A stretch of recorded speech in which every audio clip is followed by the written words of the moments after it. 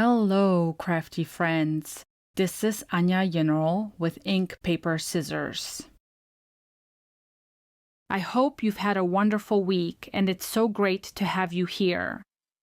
Today I'll be creating 4 different Christmas cards using several of the July Spellbinders Club kits. Along the way, I'll share a variety of techniques, including soft ink blending, adding dimension with 3D embossing folders, creating a fun interactive swinging card, and building simple winter scenes that really bring these die cuts to life. One of the things I love most about this month's kits is how easy it is to mix and match the different products. By combining a few simple techniques, you can create several completely different card designs while getting even more from the supplies you already own. If you enjoy learning new card-making techniques and creative ways to use your supplies, I'd love it if you gave this video a thumbs up and considered subscribing if you haven't already. You'll also find the complete supply list and a link to my blog in the description below. Before we jump into today's projects, let me quickly show you the products I'll be using from the July Spellbinders Club kits. First up is the large die of the month, which features this wonderful Santa, an elf, and a Christmas tree. I will be using this later in the video for a fun Christmas card. Next is the small die of the month, featuring these charming winter penguins, along with all of the accessories you'll need to build fun, snowy scenes. For the greetings, I'll be using the Stamp and Cut Club. I love that this club includes coordinating dies because it makes creating perfectly finished sentiments so quick and easy. I'll also be using the 3D embossing folder of the month, which creates a beautiful Christmas script background with incredible detail. Throughout today's video, I'll show you several different ways to use it on your cards. If you purchase the complete club crate, you'll also receive this month's club bonus, along with the club exclusive, which are both included as special extras. One of the things I really like about the Spellbinders Club kits is how flexible the subscriptions are. You can subscribe to the clubs you're interested in, and if a particular month isn't your style, you can easily skip or cancel before the next shipment. You're never locked into receiving every month's release. Now that we've taken a look at everything, let's start making some cards. To begin today's cards, I'm pulling out the July Stamp and Cut Club from Spellbinders. This stamp set includes several wonderful sentiments that are perfect for the winter cards we'll be creating today. Rather than stopping to stamp sentiments later, I like to prepare them right at the beginning. It's a simple way to streamline the process, and it ensures I have several greetings ready to choose from once the cards start coming together. After arranging the clear stamps in my MISTI, I close the door to pick them up and ink them with VersaFine Clair Nocturne ink. This is one of my favorite black inks for sentiments because it gives such a crisp, rich impression. I always stamp my sentiments twice whenever possible. The second impression deepens the black ink and helps ensure every fine detail stamps beautifully, especially on sentiment stamps with smaller lettering. Once the sentiments are stamped, I use the coordinating dies to cut them out, and now we're ready to start creating the backgrounds. For one of today's cards, I wanted a very soft winter sky, so I'm beginning with sea glass ink from Altenew. Rather than taking the ink directly to my cardstock, I first work the color into my glass mat and then pick it up with a large blending brush. This helps distribute the ink more evenly across the bristles and makes it easier to achieve a smooth, soft blend right from the very first stroke. I'm blending the ink over about 3/4 of the panel, leaving the bottom portion white. you don't always have to cover the entire background with ink. Allowing the color to gradually fade into white creates a softer transition and gives the finished card a light, airy feel. As I'm blending, I'm using a light hand and slowly building the color instead of trying to reach the final intensity right away. It's much easier to deepen the blend with additional layers than it is to soften an area that's become too dark. Once I'm happy with the background, it's time to add a little snowy texture. I'm using the coordinating snowflake stamps from the same July Stamp and Cut Club, and I am stamping all 3 designs randomly across the ink-blended area. Varying the placement and rotating the stamps keeps the pattern from looking repetitive and creates a much more natural snowfall effect.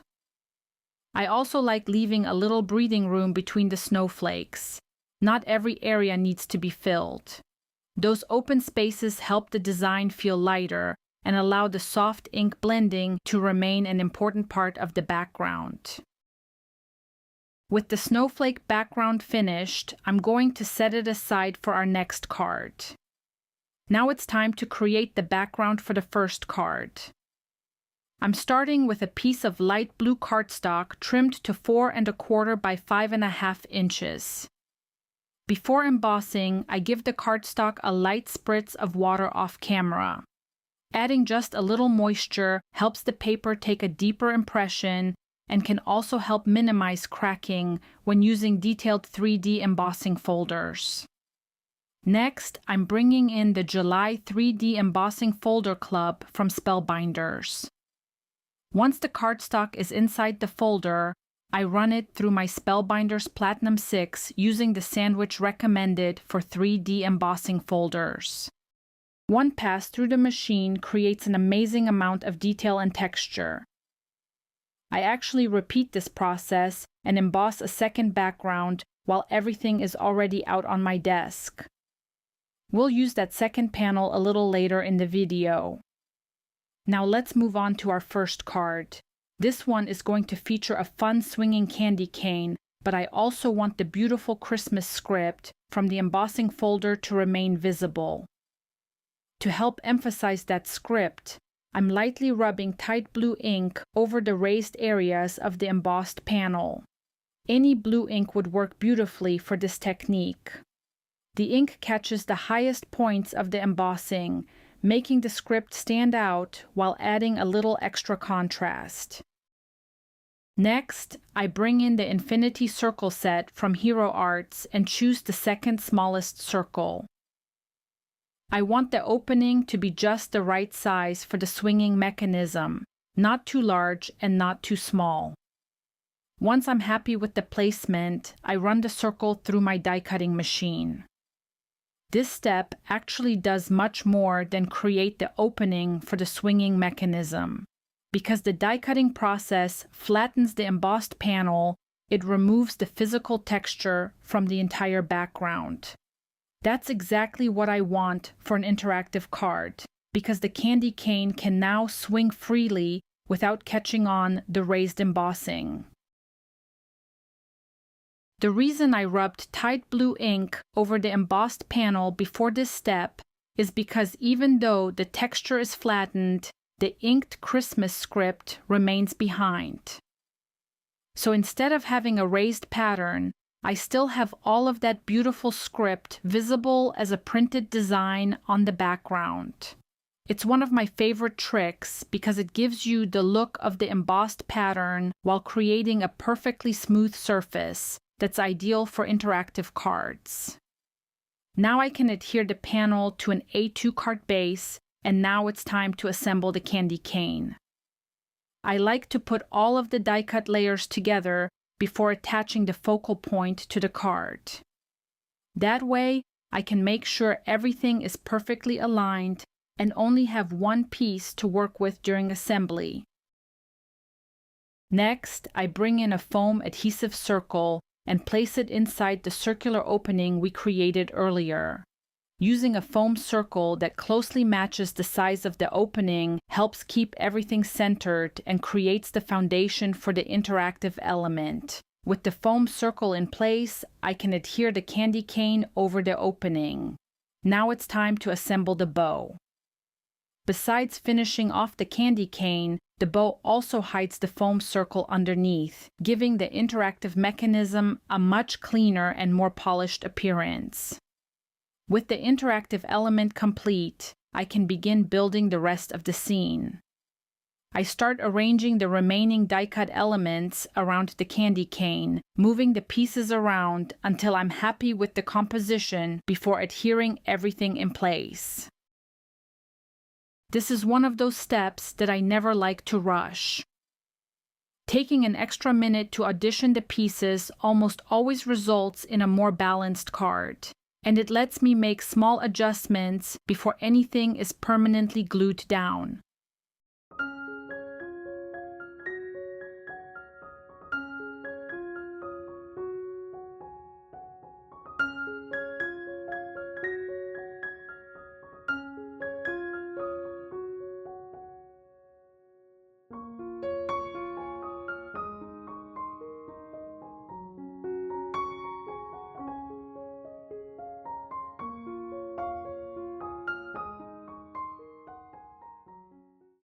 To finish the card, I add one of the sentiments we stamped at the beginning of the video. Preparing the sentiments ahead of time makes this part of the process quick and lets me choose the greeting that best fits the finished design. As a final touch, I add a few dots of cranberry stickles. I love adding just a little sparkle to Christmas cards, and these tiny accents catch the light beautifully without overpowering the rest of the design. Sometimes it's those small finishing details that make a handmade card feel extra special. With that, our first card is complete. Now it's time to bring back the snowflake background we created earlier. Off camera, I die cut all of the pieces from this month's Small Die of the Month club from Spellbinders, including these snowy hills from white glitter cardstock. I often like to prepare repetitive die cutting ahead of time so we can spend more time focusing on the card design itself. I start by adhering the first snow hill along the bottom of the panel and simply trim away the excess. Then I add the second hill, slightly overlapping the first to create a little more depth and dimension. Layering the hills helps create the illusion of a snowy landscape and gives the penguins a natural place to sit. With the background finished, it's time to start building the scene. I assembled the penguins off camera to save a little time, and now I can decide where everything should go. Before reaching for any adhesive, I like to move all of the elements around until the composition feels balanced. It's much easier to make adjustments now than after everything has been glued in place. Once I'm happy with the arrangement, I adhere the snowflakes directly to the background to keep them looking like they're part of the winter sky. Then I pop up both penguins and the sentiment with foam squares. Raising just the focal elements adds another layer of dimension and naturally draws your eye to the main scene while allowing the soft, ink-blended background to stay visible.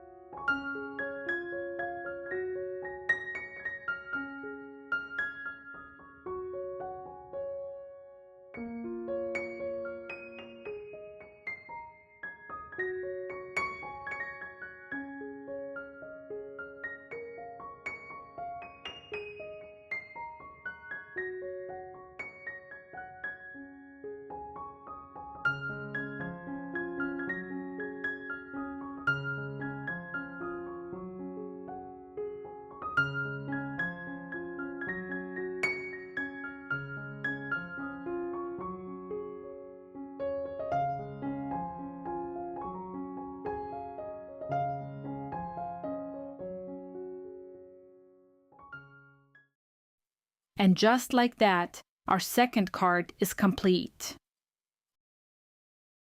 Now it's time to create our third card.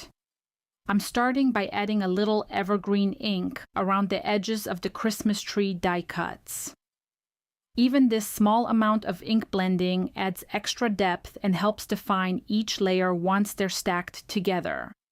It's a quick way to make die cuts look a little more dimensional without adding any extra pieces. With the tree complete, I can bring back the second embossed background that we created earlier.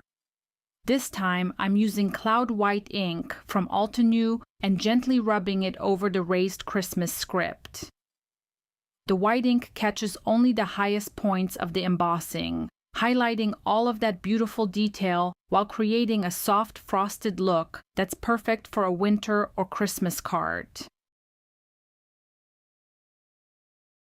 Now it's time to build the focal point.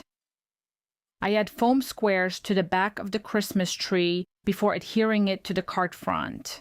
Raising the tree slightly off the background creates another layer of dimension and helps it become the clear focal point against all of that wonderful embossed texture. Next, I start adding the Christmas lights. I die cut mine from metallic cardstock because I wanted them to have a little extra shine. Small details like this can make a big difference, especially on holiday cards, where a little sparkle helps bring the design to life.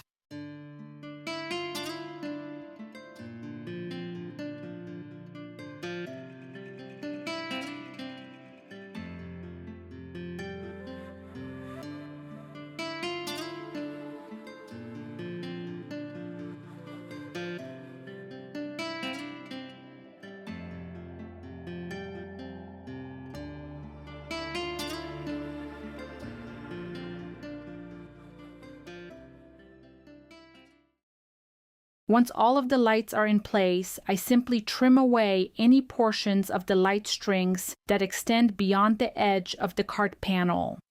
It's an easy way to give everything a clean, finished appearance. Now it's time to bring Santa into the scene.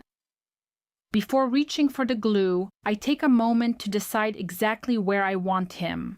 Moving the focal image around first helps me find the most balanced composition and ensures there's still plenty of room for the sentiment. Once I'm happy with the placement, I adhere Santa with liquid glue, add one of the sentiments we prepared at the beginning of the video, and with that, our third card is complete.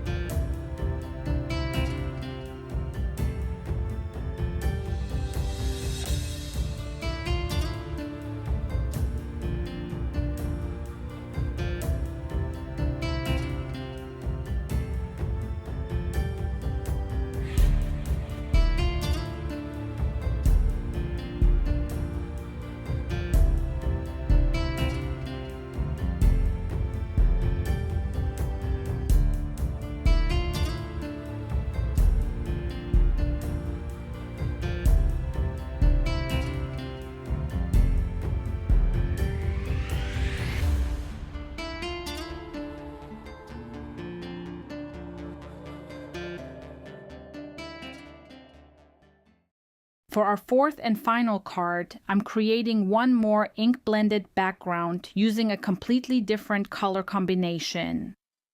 I begin with maple yellow, blending it across the top portion of the panel to create a warm glow.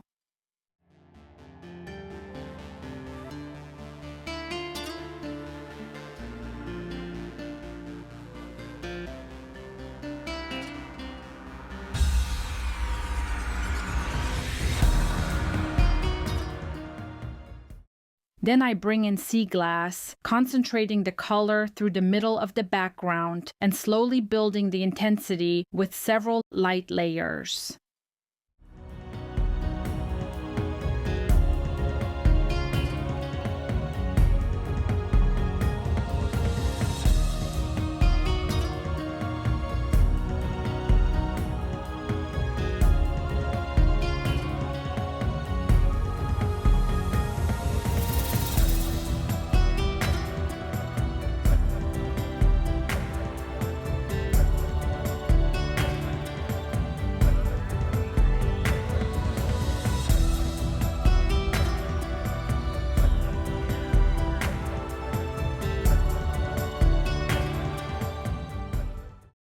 Finally, I add hydrangea toward the bottom to deepen the blend and create a smooth transition between all three colors. One of my favorite things about ink blending is how easily you can change the mood of a card just by changing the color palette. This combination creates the feeling of a winter sunrise or sunset, giving this card a completely different look from the cool blue backgrounds we created earlier.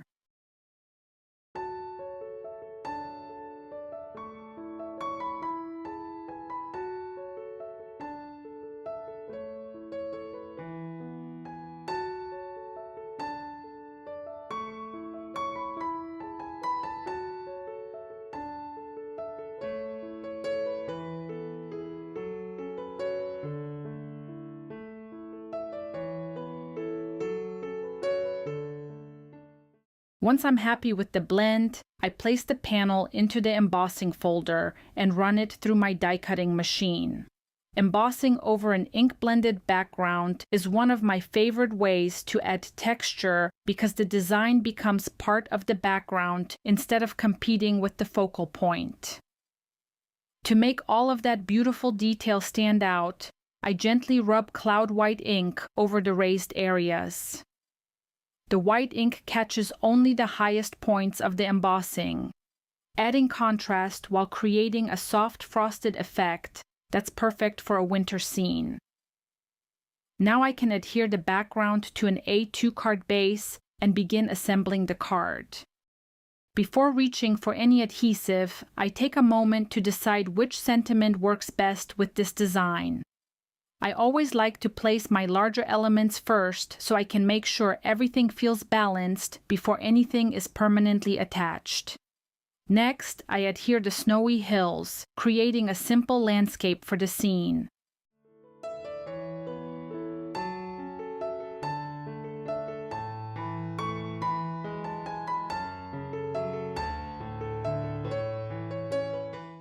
Then I add the sentiment, followed by the penguins. Popping the focal images up with foam adhesive helps separate them from the textured background and gives the finished card even more dimension.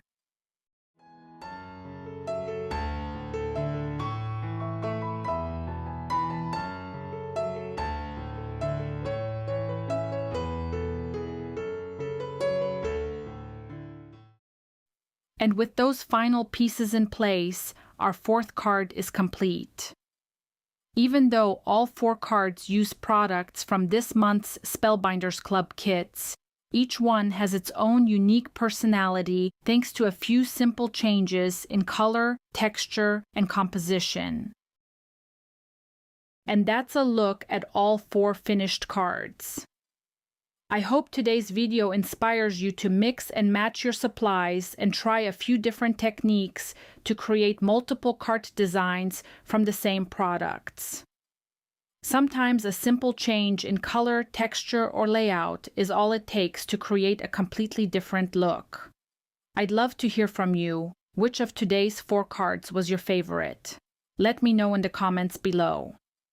If you enjoyed this tutorial, I'd really appreciate it if you gave this video a thumbs up and subscribed if you haven't already.